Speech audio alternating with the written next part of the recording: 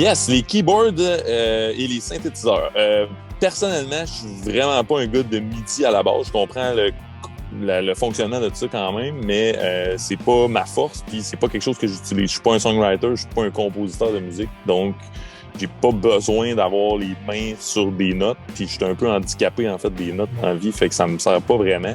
Et j'ai même pas d'input MIDI en fait dans mon studio. Vous allez me dire ouais mais ça marche en USB aussi, oui effectivement, mais pour moi si j'ai quelque chose à programmer, je vais le faire avec mon clavier vite fait, on the side, puis ça va être ça. Pour ce qui est des synths, bien évidemment que le tone des synths analogues, fuzzy, distorsionneux, ben c'est quelque chose que je trippe au bout. J'aime ça, ce genre de texture-là, fait que ça m'a toujours parlé, puis je pense que ça va toujours me jouer.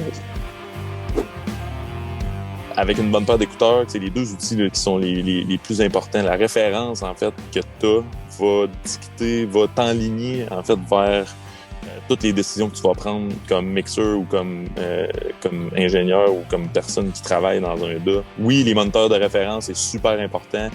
Les écouteurs que j'utilise aussi.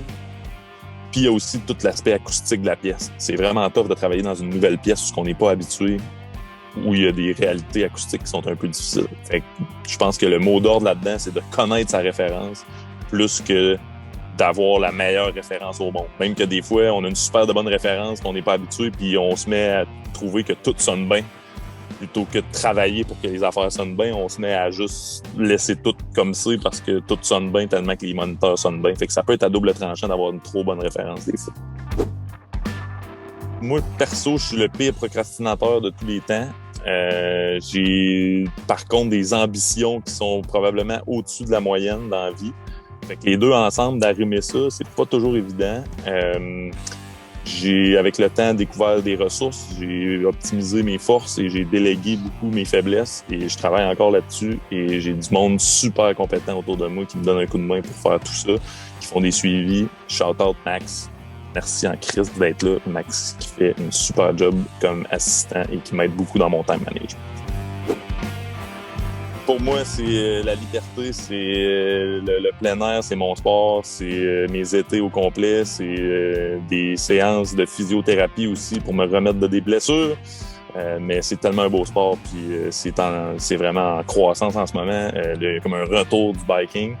On vit dans une place qui est propice à avoir ce sport-là. Je suis au lac Beauport moi-même, puis on a vraiment des belles trails, on est super chanceux, puis de temps en temps, un petit voyage, ça fait du bien pour aller découvrir ce qui se fait ailleurs. Fait que oui, très bon pour la santé, tant que tu te blesses pas, mais c'est très bon pour la santé mentale, ça te fait oublier des fois les millions de projets puis les millions de problèmes du quotidien.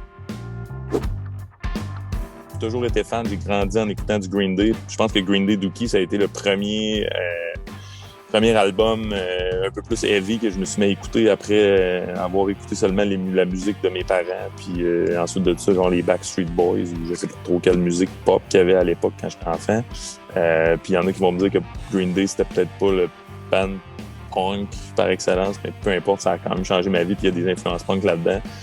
De toute façon, what is punk these days? Everything is punk and everything is not punk. So whatever. Love the punk rock for sure.